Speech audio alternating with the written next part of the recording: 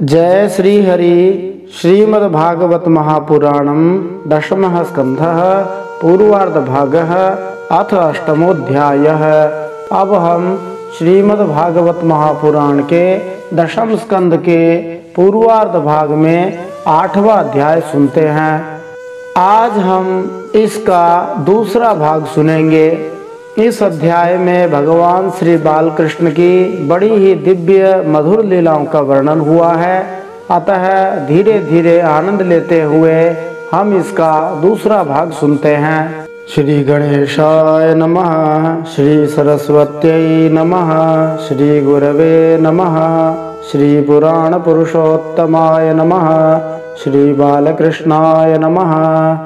पिछले दशम स्कंद के पूर्वार्ध भाग के इसी 8वें अध्याय के पहले भाग को सुनते हुए हमने जाना था यदुवंशियों के कुल पुरोहित थे जिनका नाम था श्री गर्गाचार्य जी। ये गर्गाचार्य जी बड़े ही प्रसिद्ध संत हुए हैं। इन्होंने गर्ग संहिता नामक एक अद्भुत ग्रंथ लिखा था जिसके अंदर राधा जी की माधुर्य भाव वाली लीलाओं का वर्णन हुआ है। श्रीमद् भागवत में जो लीलाएं संक्षेप में बताई गई हैं, गर्ग संहिता में उसी का बहुत लंबा चौड़ा विस्तार किया गया है। इसलिए समझो कि कुछ लोग इसे भागवत में कही गई श्री कृष्ण की लीलाओं का महाभाष्य कहा करते हैं।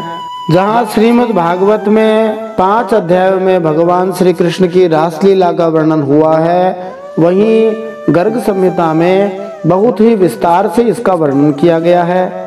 श्रीमद् भागवत में राधा जी का नाम प्रत्यक्ष रूप से नहीं आया है, परंतु गर्ग संहिता में राधा जी का विस्तार से वर्णन किया गया है। यहाँ तक कि कहा जाता है कि भगवान श्री कृष्ण और राधा जी का विवाह ब्रह्मा जी के द्वारा कराया गया था। इसका वर्णन गर्ग संहिता में मिलता है।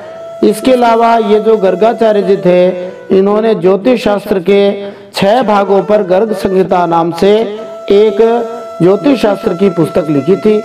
भारत में ज्योतिष को वेदों का एक प्रमुख अंग माना गया है। वैदिक ज्योतिष की नींव माने जाने वाले 18 ऋषियों में गर्ग ऋषि का योगदान बहुत ही महत्वपूर्ण रहा है।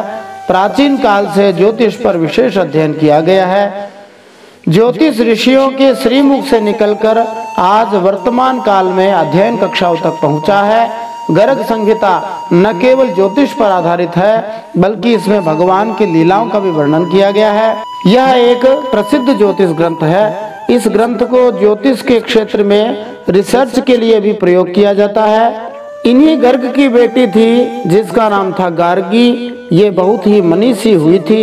इन्हीं के नाम पर राजस्थान सरकार में गार्गी पुरस्कार नाम से एक पुरस्कार भी चलाया जाता है। ये गार्गी इन्हीं गर्ग की बेटी थी। जब गर्गाचार्य जी नंद बाबा के यहाँ पर वसुदेव जी की प्रेरणा से पहुँचे थे, तब नंद बाबा ने उनको प्रणाम किया और कहा, आप जैसे महात्मा हमारे जैसे गृहस्थों के घर पे आते हैं तो हमारा परम कल्याण होता है। नंद बाबा के अनुसार गृहस्थी लोग सदा घर के काम धंधों में ही उलझे रहते हैं। गृह कारज नाना जंजाला, घर के जंजाल मिटते ही नहीं हैं। ऐसी स्थिति में गृहस्थों को संत महात्माओं के आश्रमों तक जाने का समय भी नहीं होता है। इसलिए संत महात्माओं को चलते फिरते तीर्थ कहा गया है। जैसा कि आरंभ में प्रथम स्कंद में आया था, विदुर जी के प्रसंग में तीर्थी कुर्वन्ति तीर्थानि, संत महात्मा तीर्थों को भी तीर्थ बनाने वाले हैं, क्योंकि स्वांतस्थेन गदाभृता, वे अपने अंतःकरण में भगवान श्री विष्णु को धारण करते हैं, इसलिए वे सबको पवित्र करने वाले हैं। अतः सभी गृहस्थों को अपने घर में संत महात्माओं को बुलाना चाहिए, भगवत भक्तों को बुलाना चाहिए, जिससे घर के वातावरण परमाणु शुद्ध हो और हम सब में भगवान की भक्ति का संचार हो जाए। नंद बाबा ने गर्गाचार्य जी से कहा, आप ज्योतिष शास्त्र के विद्वान हैं, ब्रह्मवेत्ताओं में श्रेष्ठ हैं और ब्राह्मण हैं। ब्राह्मण तो वैसे भी जन्म से ही मनुष्य मात्र का गुरु है। आप हमारे बच्चों का नामकरण संस्कार कर दीजिए। गर्गाचार्य जी ने कहा, मैं यदुवंशियों के आचार्य के रूप में प्रसिद्ध हूँ। गर्गाचार्य जी ने कहा कि यदि मैं तुम्हारे बच्चों का नामकरण करूंगा तो कंस, जो कि पापमती है, दुर्बुद्धि है, वह समझेगा कि यह वसुदेव जी का ही बच्चा है, क्योंकि देवकी की कन्या से कंस ने यह बात सुन रखी थी कि उसे मारने वाला कहीं और पैदा हो गया है। तब से वो यही सोचता रहता है कि देवकी के 8वें गर्भ से कन्या का जन्म तो नहीं होना चाहिए था। जब नंद बाबा को गर्गाचार्य जी ने एक प्रकार से मना कर दिया, तब नंद बाबा ने देखा कि ऐसे उत्तम वैष्णव ब्राह्मण आए हैं, इनके हाथों यदि नामकरण संस्कार का अवसर खो दिया तो हानि हो जाएगी। उन्होंने कहा, महाराज यदि आप कहते हो तो हम हमारे बच्चों का नामकरण संस्कार ऐसे स्थान पर करेंगे जहाँ पर किसी को भी पता नहीं लगेगा, यहाँ तक कि हमारे सगे संबंधियों को भी पता नहीं लगने देंगे। तब नंद बाबा ने कहा कि ऐसा स्थान तो गौशाला ही है जहाँ पर किसी को पता भी नहीं लगेगा। भगवान श्री कृष्ण को ये पसंद आया, क्योंकि वे जब पूतना को मारे थे तब भी भगवान की प्रेरणा से ही यशोदा जी ने और रोहिणी आदि गोपियों ने भगवान श्री कृष्ण को गौ माता की रज गोबर से स्नान करवाया था, गाय माता की पूंछ फिराई थी। भगवान को गाय बड़ी प्यारी लगती है, इसलिए भगवान ने देखा ये बढ़िया अवसर मिला है, गौशाला में ही नामकरण संस्कार हो जाए तो बहुत अच्छा है। इसलिए भगवान बालकृष्ण का नामकरण संस्कार एकांत में गौशाला के अंदर किया गया था।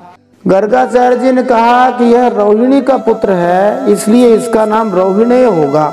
संस्कृत में ढक प्रत्यय उसका पुत्र अर्थ में हुआ करता है, इसलिए एक नाम तो रोहिणेय रखा गया।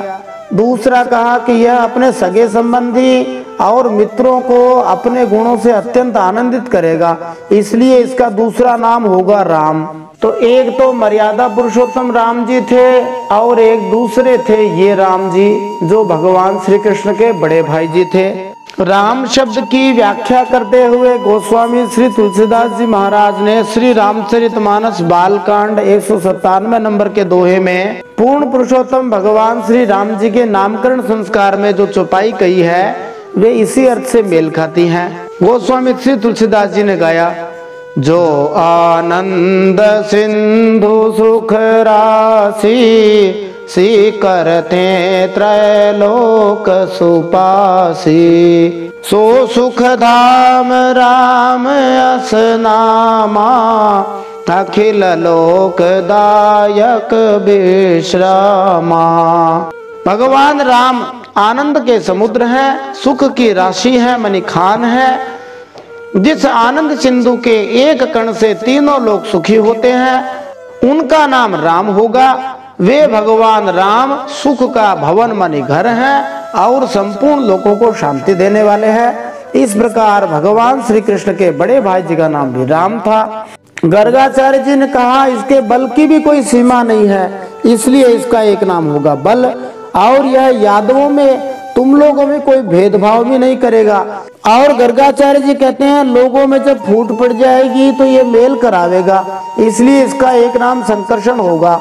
इस प्रकार भगवान श्री कृष्ण के भाई जी के 4 नाम गर्गाचार्य जी ने रखे। एक नाम रखा रोहिणेय, दूसरा रखा राम, तीसरा बल और चौथा नाम संकर्षण, 5वां नाम बल और राम दोनों मिलकर बलराम हो गया। फिर कहा ये जो सांवला सांवला है इसका नाम होगा कृष्ण। तो कृष्ण का अर्थ होता है जो सबको आकर्षित करता है। निस्संदेह भगवान श्री विष्णु के सभी अवतार आकर्षित करने वाले हैं, लेकिन उनमें से कुछ विशेष अवतार हैं जो विशेष रूप से भक्तों को आकर्षित करते रहे हैं। जैसे भगवान श्री विष्णु ने भक्त प्रहलाद को बचाने के लिए नृसिंह रूप धारण किया था।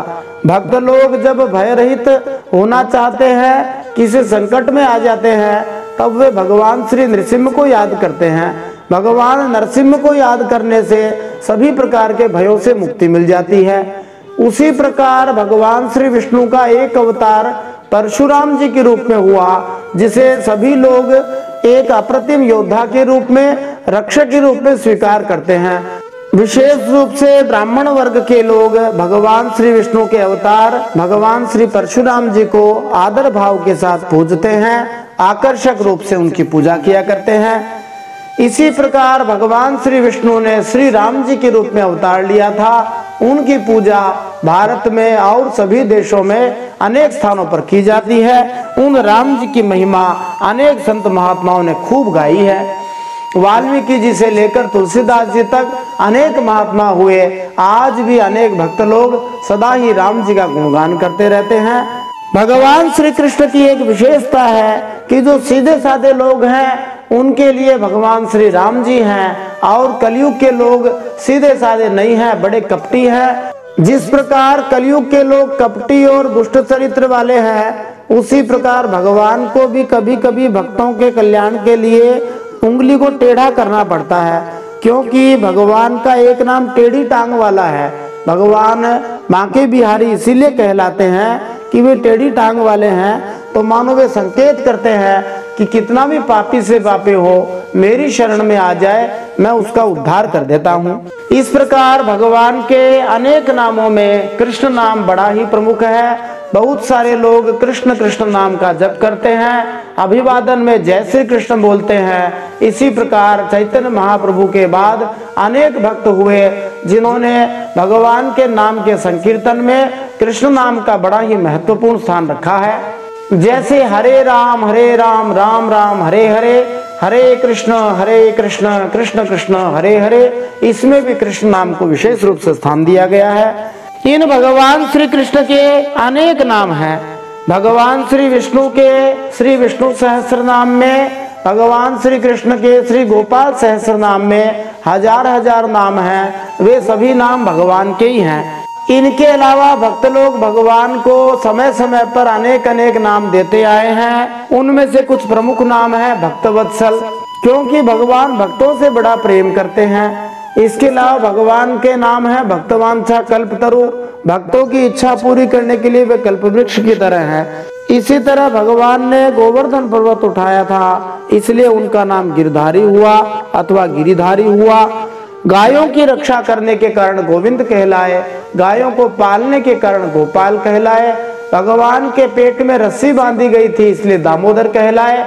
अनेक अनेक भगवान के नाम हैं। वसुदेव जी के पुत्र होने के कारण श्रीमान वासुदेव भी कहलाए। यशोदा पुत्र होने के कारण यशोदानंदन, नंदनंदन, देवकी नंदन, अनेक नाम भगवान श्री कृष्ण के प्रसिद्ध हैं। गर्गाचार्य जी कहते हैं कि इन्होंने ही पिछले युग में राम जी के रूप में अवतार लिया था और रावण आदि दैत्यों को मारा था। स्पष्ट रूप से गर्गाचार्य जी ने नहीं कहा, परंतु यही कहा कि जब कोई राजा नहीं रह गया था, डाकू चोर हो गए थे, तब इन्होंने ही रक्षा करी थी। तब मानो वे राम रूप को याद कर रहे हैं, अथवा भगवान ने परशुराम जी के रूप में पृथु महाराज के रूप में भी अवतार लिया था, उनको याद कर रहे हैं। गर्गाचार्य जी कहते हैं खास बात यह है कि जो आपके इस सांवले सलोने बच्चे से प्रेम करते हैं वे बड़े भाग्यवान हैं। भक्त लोग गाया करते हैं, सांवरी सूरत पे मोहन दिल दीवाना हो गया, सांवरी सूरत पे मोहन दिल दीवाना हो गया। इस प्रकार भक्त लोग गाया करते हैं कि सांवरी सूरत पे दिल दीवाना हो गया। तो जिनका मन भगवान सांवले सलोने में लग गया वे ही भाग्यवान है। जैसे भगवान श्री विष्णु की शरण में रहने वाले भक्तों को, देवताओं को कोई असुर जीत नहीं सकते, उसी प्रकार जो भगवान श्री कृष्ण से प्रेम करते हैं वे सर्वत्र विजय प्राप्त करते हैं। भगवान बालकृष्ण और बलराम जी घुटनों और हाथों के बल बकैया चल चल कर गोकुल में खेलने लगे थे। एक प्रकार से समझो कि वे घुटनों पर चलने लगे थे और कभी कभी उनके हाथ में माखन होता था, लड्डू होता था। तब से भगवान की लड्डू गोपाल जी के रूप में पूजा होने लगी है। कहा जाता है कुंभनदास जी नाम के एक भक्त थे जो 15वीं शताब्दी में एक क्षत्रिय परिवार में उत्पन्न हुए थे। ये कुंभनदास जी उन्हीं वल्लभाचार्य जी के शिष्य थे जिन वल्लभाचार्य जी ने श्रीनाथ जी के अंदर, श्रीनाथ जी उदयपुर जिले के राजस्थान में है, वहां पर श्रीनाथ जी का एक मंदिर है, वहां भगवान की अष्टयाम सेवा स्थापित करी थी। भगवान की बालकृष्ण रूप में आज भी वहां दिव्य पूजा की जाती है। अष्टयाम सेवा उनकी प्रसिद्ध है। ये कुंभनदास जी भगवान श्री कृष्ण की सेवा में इतने तल्लीन रहते थे कि भगवान से अलग नहीं होना चाहते थे। एक बार इनके गुरुजी ने द्वारका जाने की आज्ञा दी थी। तब इन्होंने अपने बेटे से कहा था कि तुम ठाकुर जी की सेवा करना। बेटा जो है ठाकुर जी की पूजा करता, भोग लगाता था और भक्त वह सच्चा था, और भगवान को जब भोग के लिए बुलाया तो भगवान प्रत्यक्ष आ गए थे। बाद में जब कुंभनदास जी वापस आए तब उन्होंने अपने बेटे से पूछा कि लाओ प्रसाद दो। तब उन्होंने कहा प्रसाद तो भगवान ने खा लिया। तब उन्होंने सोचा कि ये बच्चा है, भूख लगी होगी, लड्डू खा गया होगा। उन्होंने कहा भगवान प्रसाद खाते हैं क्या? बोला हाँ खाते हैं। तो उन्होंने कहा चलो ठीक है, एक लड्डू वहां पर भोग के लिए रख दिया। भगवान बालकृष्ण प्रकट हुए। कुंभनदास जी भी भक्त तो थे ही, उन्होंने छुपकर देखा भगवान बालकृष्ण एक हाथ में लड्डू लिए हुए थे, दूसरे से वे खा रहे थे। तभी से लड्डू गोपाल जी की पूजा की जाती है। लड्डू गोपाल जी की पूजा बड़े ही प्रेम से, बड़े ही भाव से अनेक भक्त लोग किया करते हैं। उनकी पूजा से अनेक भक्तों ने दिव्य चमत्कार अनुभव किए हैं। अब हम श्रीमद् भागवत महापुराण के दशम स्कंद के 8वें अध्याय के दूसरे भाग में भगवान श्री कृष्ण की दिव्य लीलाओं को सुनते हुए इन प्रश्नों के उत्तर प्राप्त कर सकते हैं। भगवान श्री कृष्ण ने कौन कौन सी दिव्य बाल लीलाएं की थी? क्या भगवान से कोई वस्तु छुपाई जा सकती है? क्या गोपियां कोई साधारण स्त्री थी? क्या भगवान श्री कृष्ण को कोई भी व्यक्ति माखन चोर कह सकता है? चोरी किसे कहते हैं? ये एक महत्वपूर्ण प्रश्न है। आइए इन सब प्रश्नों के उत्तर आज के इस दशम स्कंद के पूर्वार्ध भाग के 8वें अध्याय के दूसरे भाग को सुनते हुए प्राप्त करते हैं। जय श्री हरि। नारायणं नमस्कृत्य नरं चैव नरोत्तमं देवीं सरस्वतीं व्यासं ततो जयमुदीरयेत्।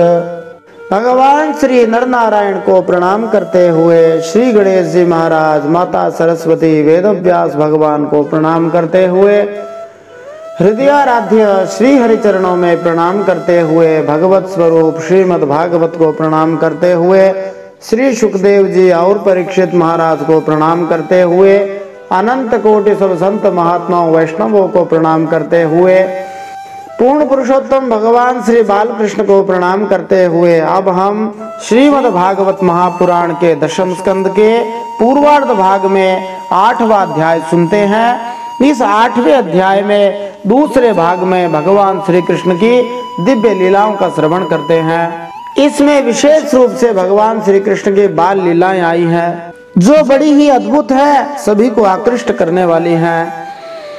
श्लोक संख्या 26 से हम आरंभ करते हैं। काले नाल्पेन राजर्षे रामः कृष्णश्च गोकुले अघृष्ट जानुभीपद्भिर् विचक्रमतुरंजसा। सुखदेव जी कहते हैं, हे राजर्षि परीक्षित, कुछ ही दिनों में यशोदा और रोहिणी के लाडले लाल घुटनों का सहारा लिए बिना अनायास ही खड़े होकर गोकुल में चलने फिरने लगे। यहाँ पर गीता प्रेस गोरखपुर से प्रकाशित श्रीमद् भागवत महापुराण के अंदर भगवान श्री कृष्ण की दिव्य बाल लीलाएं दी गई हैं, जो दूसरे दूसरे भक्तों ने अनुभव करी हैं, दूसरे दूसरे पुराणों से, दूसरे दूसरे स्थानों से संकलित की गई हैं। आइए हम भी उन बाल लीलाओं का आनंद लेते हैं। जब श्याम सुंदर घुटनों का सहारा लिए बिना चलने लगे, तब वे अपने घर में अनेकों प्रकार की कौतुकमयी लीला करने लग गए। जैसे वर्णन किया जाता है, शून्ये चोरयतः स्वयं निज गृहे हय्यंगवीनं मणि स्तंभे स्वप्रतिबिंबमीक्षितवत स्तेनैव सार्धं धिया भ्रातर्मावदमातरं मम समो भागस्तवापीहितो भुङ्क्ष्वेत्यालपतो हरे कलवचो मात्रारः श्रूयते।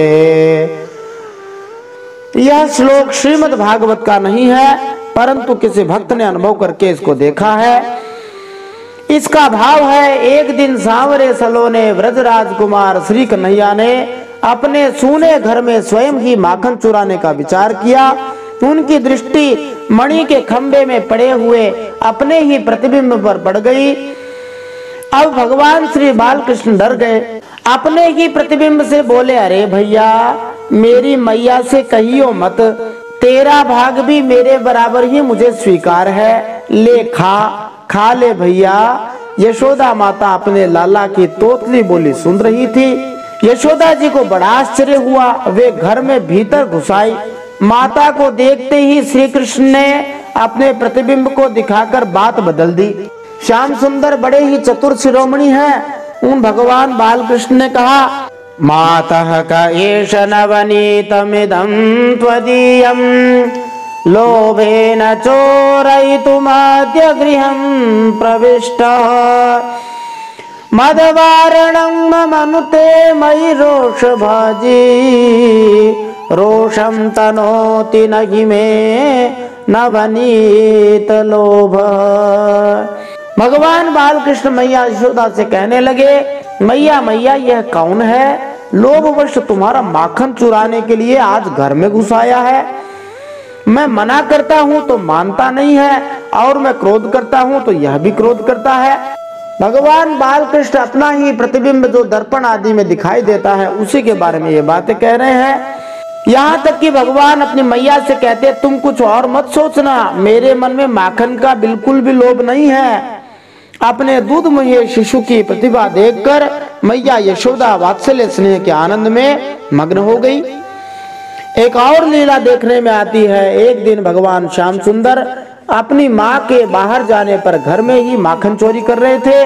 इतने में ही भाग्यवश यशोदा जी लौट आई और अपने लाडले लाल को न देखकर पुकारने लगी, कृष्ण क्वासि करोषि किं पितरिते श्रुत्वैव मातुर्वचः साशंकं नवनीत चौर्य विरतो विश्राव्यतामब्रवीत् मातः कंकण पद्मराग महसा पाणिर्मम तप्यते तेनायं नवनीत भाण्डविवरे विन्यास्य निर्वापितः कृष्ण क्वासि करोषि किं पितरिते श्रुत्वैव मातुर्वचः साशंकं नवनीत चौर्य विरतो वेश्राभ्यतामब्रवीत् मातः कंकण पद्मराग महसा पाणिर्मम तप्यते तेनायं नवनीत भाण्डविवरे विन्यास्य निर्वापितः। संस्कृत के श्लोकों में कैसा अद्भुत माधुर्य है। मैया यशोदा कहने लगी, कन्हैया कन्हैया, अरे ओ मेरे बाप कहाँ है, क्या कर रहा है। माता की यह बात सुनते ही माखन चोर कृष्ण कन्हैया डर गए और माखन चोरी से अलग हो गए। थोड़ी देर चुप रहकर यशोदा जी से बोले, मैया ओरी मैया, यह जो तुमने मेरे कंकण में पद्मराग जड़ दिया है ना, उसकी लपट से मेरा हाथ जल रहा है। यशोदा मैया ने अपने लाला के हाथ में एक सुंदर कड़ा पहनाया था जिसमें पद्मराग नामक दिव्य मणि थी जो बड़ी ही जोरदार चमकती थी। उसी को दिखा करके कह रहे हैं, इसीलिए जब मेरा हाथ जल रहा था तब मैंने इसे माखन के मटके में डालकर बुझाया था। माता यह मधुर मधुर कन्हैया की तोतली बोली सुनकर मुक्त हो गई। वैसे भी जब छोटा सा बच्चा इस प्रकार मस्खरी करता है बड़ा प्यारा लगता है। और यशोदा जी ने कहा, आओ बेटा, ऐसा कहकर लाला को गोद में ले लिया और प्यार से उन्हें लाड करने लगी। एक और लीला बताई जाती है। क्षुण्णाभ्याम करकुड्मलेन विगलद बाष्पाम्बुदृग्भ्याम रुदम हुं हुं ओमिति रुद्ध कंठ कुहरा दस्पष्ट वाग्विभ्रमा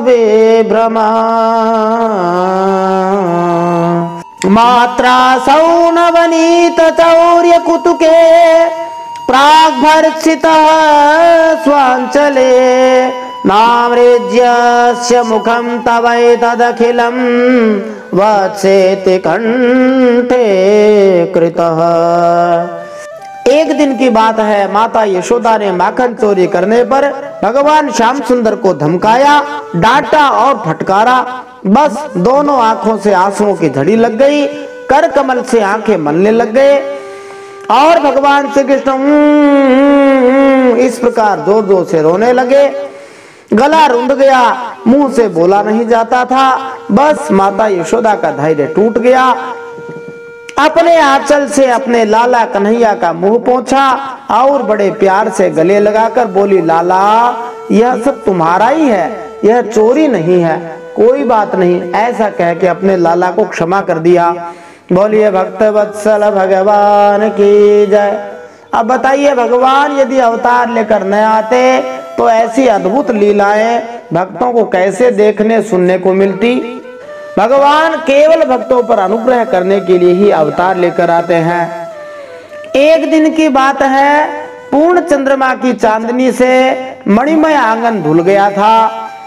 पूर्णिमा की रात्रि थी, आंगन इतना दिव्य था कि उसमें मणियां लगी हुई थी, इसलिए चंद्रमा की चांदनी बड़ी सुंदर लग रही थी।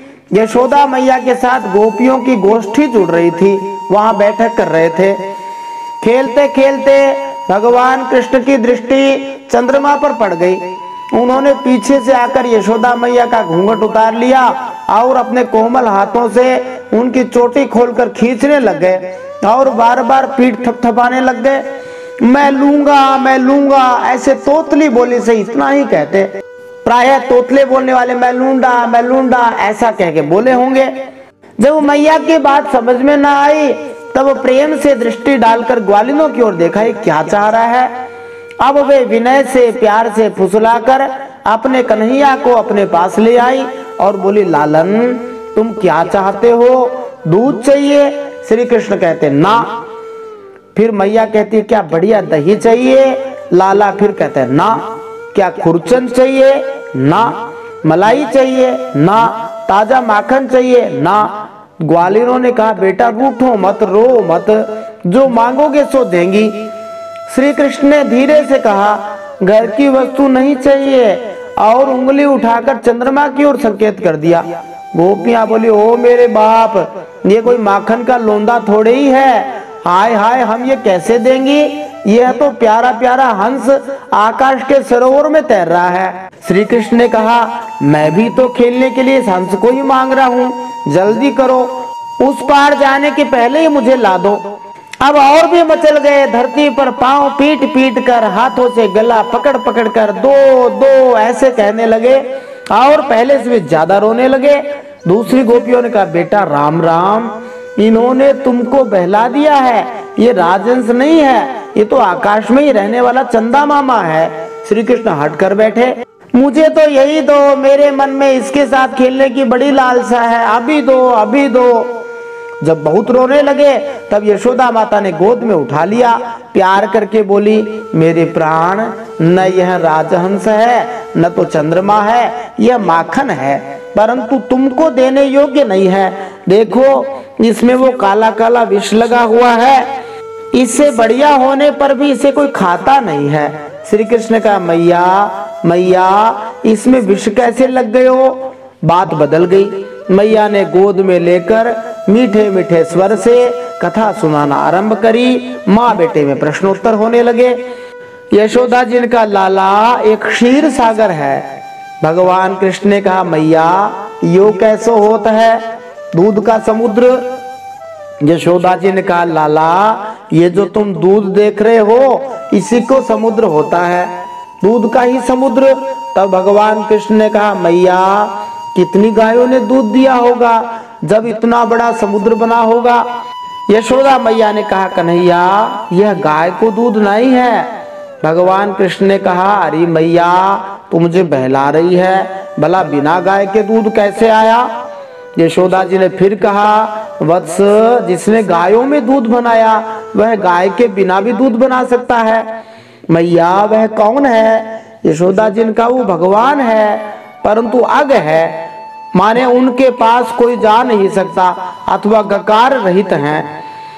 अच्छा ठीक है, आगे कहो। यशोदा जिनका एक बार देवता और दैत्यन में लड़ाई हुई, असुरों को मोहित करने के लिए भगवान ने क्षीर सागर को मथा, मंदराचली की रई बनाई, वासुकी नाग की रस्सी, एक और देवता लगे, दूसरी ओर दानव लगे। श्री कृष्ण ने फिर कहा, जैसे गोपियां दही मथती हैं वैसे ही। क्यों मैया? हाँ बेटा, उसी से कालकूट नामक विष पैदा हुआ। मैया विष तो सांपन में भी होता है, दूध में कैसे निकरो? यशोदा जी ने कहा, बेटा जब शंकर भगवान ने वही विष पी लिया तब उसकी जो फुइया धरती पर गिर पड़ी ना, उन्हें पीकर सांप विषधर हो गए। सो बेटा भगवान की ही ऐसी कोई लीला है जिससे दूध में से विष निकला। अच्छा मैया, यह तो ठीक है। बेटा चंद्रमा की ओर दिखाकर कहा, यह मक्खन भी उसी समुद्र से ही निकला है, इसलिए थोड़ा सा विष इसमें भी लग गया। देखो देखो, इसी को लोग कलंक कहते हैं। सो मेरे प्राण, तुम घर का ही माखन खाओ। कथा सुनते सुनते भगवान श्याम सुंदर की आंखों में नींद आ गई और मैया ने उन्हें पलंग पर सुला दिया।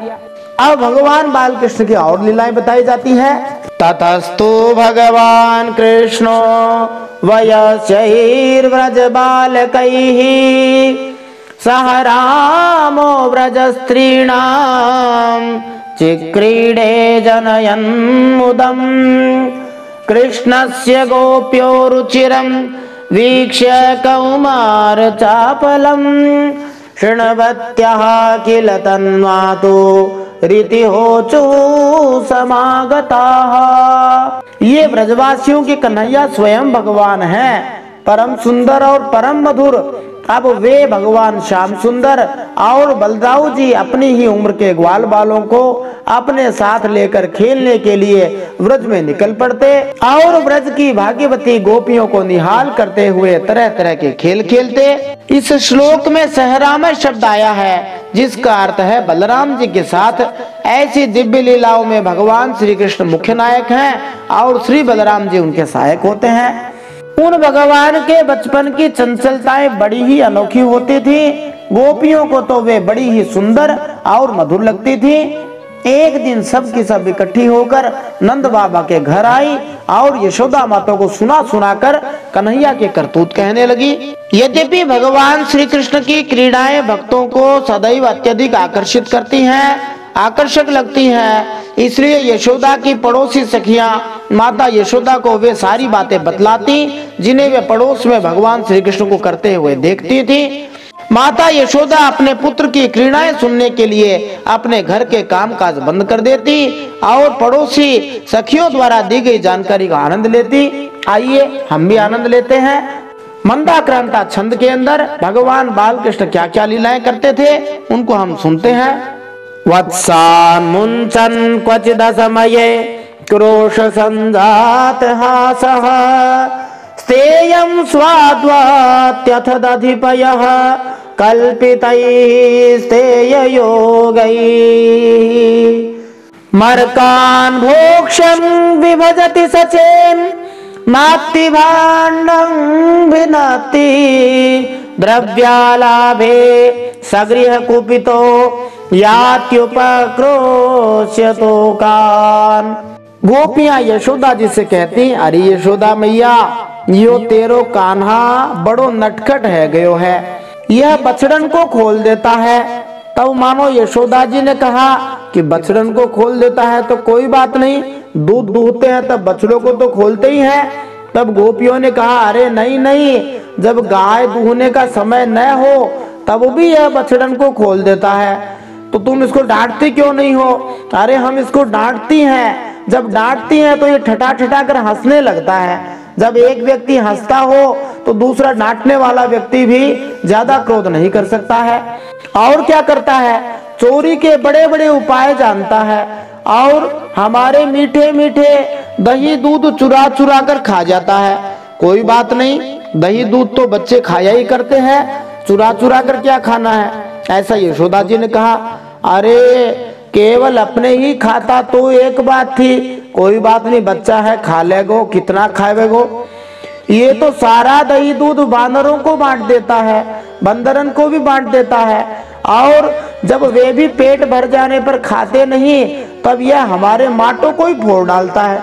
ओहो, तो तुम मक्खन को छुपाकर क्यों नहीं रखती हो, दूर रखा करो। तो कहती हैं यदि घर में कोई वस्तु या माखन मिले नहीं तो यह घर और घर वालों पर बहुत खींचता है और हमारे बच्चों को भी रुलाकर भाग जाता है, उनके चुप्पी काट देता है, इतना चालाक और चपल है। फिर गोपियां कहती हैं और क्या क्या करता है, तो सुनिए।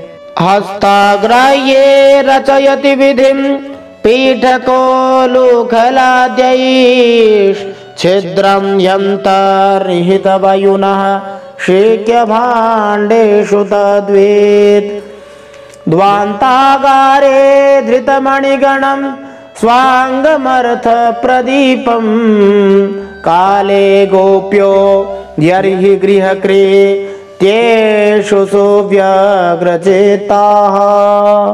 फिर गोपियों ने कहा, अरे मैया, जब हम दूध दही को छींकों पर रख देती हैं, इसके छोटे छोटे हाथ वहां तक पहुंच नहीं पाते, तब यह बड़े बड़े उपाय रचता है। क्या उपाय रचता है? कहीं 2-4 पीढ़ों को एक के ऊपर एक रख देता है, कहीं उखल पर चढ़ जाता है तो कहीं उखल पर पीढ़ा रख देता है, कभी कभी तो अपने किसी साथी के कंधे पर ही चढ़ जाता है।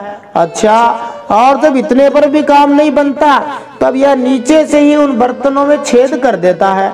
ओहो, इसे इस बात की पक्की पहचान रहती है कि किस छीके पर किस बर्तन में क्या रखा है, और छेद भी इस ढंग से करता है कि किसी को पता तक न चले।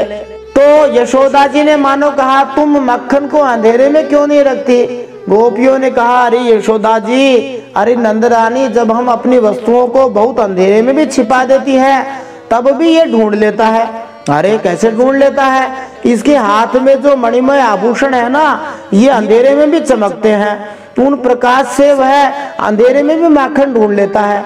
अथवा गोपियां कहती हैं, कभी कभी मणि ना हो तो इसके शरीर में ही ऐसी ज्योति है, ऐसी चमक है जिससे इसे सब कुछ दिख जाता है। इतना चालाक है, कब कौन कहाँ रहता है इसका पता रखता है। और जब हम सब घर के काम धंधों में उलझी रहती हैं तब ये अपना काम बना लेता है, माखन खा के भाग जाता है।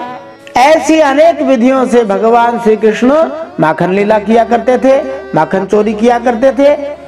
और फिर गोपियां कहती हैं, मंदाक्रांता छंद ही है, एवं धार्ष्ट्यान्युषति कुरुते मेहनादि निवास्तौ स्थेयोपायैर्विरचित कृतिः सुप्रतीको यथास्ते इत्थं स्त्रीभिः सभयनयन शेमुखालोकिनीभिर्व्याख्यातार्था प्रहसित मुखे नायुपालब्धुमैच्छत्।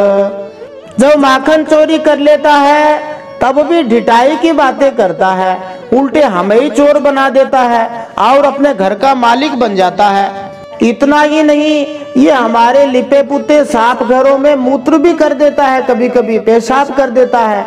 थोड़ा देखो तो इसकी ओर, वहाँ तो चोरी के अनेकों उपाय करके काम बनाता है और यहाँ लग रहा है मानो पत्थर की मूर्ति खड़ी हो। वाह रे भोले भाले साधु, ऐसे गोपियां भगवान कृष्ण के मजे लेती हैं। इस प्रकार गोपियां कहती जाती और श्री कृष्ण के भीत मन डरे हुए और चकित नेत्रों से, आश्चर्य से भरे हुए आंखों से मुख कमल को देखती जाती। भगवान जो सबको भयभीत करने वाले हैं वे ही आज अपनी माता से भय से भरे हुए हैं और उनकी आंखें भी आश्चर्य से भरी हुई है। गोपियां इसे देख देख कर निहाल हो रही थी। उनकी यह दशा देखकर नंदरानी यशोदा जी उनके मन का भाव ताड़ लेती और उनके हृदय में स्नेह और आनंद की बाढ़ आ जाती। इस प्रकार यशोदा मैया हंसने लगती कि अपने लाडले कन्हैया को इस बात का उलाहना भी न दे पाती, डांटने की बात तो सोच ही नहीं पाती थी। इस तरह गोपियां भी तुष्ट रहती और भगवान श्री कृष्ण उनके प्रसन्नता का आनंद लूटते। भगवान श्री कृष्ण का दूसरा नाम गोपीजन वल्लभ है, क्योंकि वे गोपियों को प्रसन्न करने के लिए ऐसी क्रीड़ाओं को खोज लेते थे। इसीलिए यहाँ ध्यातव्य है कि भगवान श्री कृष्ण को माखन चोर कौन कह सकता है? जो उनसे प्रेम करता है वही माखन चोर कह सकता है, और दूसरा कोई व्यक्ति माखन चोर नहीं कह सकता है। साधारण व्यक्ति भगवान को चोर कहे, साधारण व्यक्ति किसी को भी चोर कहे उसको बर्दाश्त नहीं होता, परंतु उसका कोई प्रेमी, उसकी माँ, उसके पिताजी प्रेम से कहे चोर है तो उसे प्रसन्नता होती है। ऐसे ही जो अपने आप को भक्त मानते हैं वे कदाचित श्री भगवान को माखन चोर अथवा चोर कह सकते हैं। दूसरे लोग चोर कहे तो भगवान कदाचित बुरा मान जाएंगे। भगवान को माखन चोर भले ही कहो, लेकिन पहले भक्त होना चाहिए। भगवान की लीला पर विचार करते समय यह बात याद रखनी चाहिए कि भगवान का लीला धाम, भगवान के लीला के पात्र, भगवान का लीला का शरीर अथवा उनकी लीला ये प्राकृत नहीं होती। हम जैसा देखते हैं वैसा नहीं होता। भगवान में शरीर और आत्मा का भेद नहीं है। महाभारत में आया है, न भूत संघ संस्थानो देवस्य परमात्मनः यो वेत्ति भौतिकम देहम कृष्णस्य परमात्मनः ससर्वस्मात् बहिष्कार्यः श्रौतस्मार्थ विधानतः मुखम तस्यावलोक्यापि सचैलः स्नानमाचरेत्। श्री भगवान का शरीर भूत समुदाय अर्थात हमारे शरीर जैसे क्षितिज जल पावक गगन समीर से बने हैं, उस तरह से भगवान का शरीर नहीं होता है। जो मनुष्य श्री कृष्ण परमात्मा के शरीर को भौतिक जानता या मानता है तो उसका सभी श्रौत स्मार्त कर्मों से बहिष्कार कर देना चाहिए। भले उसने कितने ही वेद ज्ञान प्राप्त कर रखे हो, उसका कोई भी कार्य सफल नहीं हो सकता। उसका किसी भी शास्त्रीय कर्म में कोई अधिकार भी नहीं रहता। यहाँ तक कि यदि ऐसे व्यक्ति का जो भगवान की निंदा करने वाला है मुंह भी दिख जाए तो वस्त्र सहित स्नान करना चाहिए। कहा जाता है कि तीर्थ में वस्त्र खोलकर कभी भी स्नान नहीं करना चाहिए। श्रीमद् भागवतम में ही ब्रह्मा जी ने भगवान श्री कृष्ण की स्तुति करते हुए कहा है, आगे आएगा 14वें अध्याय में, अस्यापि देव वपुसो मदनुग्रहस्य स्वेच्छामयस्य न तु भूतमयस्य कोपि। ब्रह्मा जी कहते हैं, हे हरे, आपने मुझ पर कृपा करने के लिए ही यह स्वेच्छामय सच्चिदानंदमय स्वरूप प्रकट किया है। यह पांच भौतिक कदापि नहीं है। भगवान का शरीर दिव्य होता है। हमारे शरीर तो गंदे होते हैं, बूढ़े होते हैं, कमजोर होते हैं। भगवान का शरीर चेतन होता है। इससे यह स्पष्ट है कि भगवान का सभी कुछ अप्राकृत मन दिव्य होता है। इसी प्रकार यह माखन चोरी की लीला भी अप्राकृत अर्थात दिव्य ही है।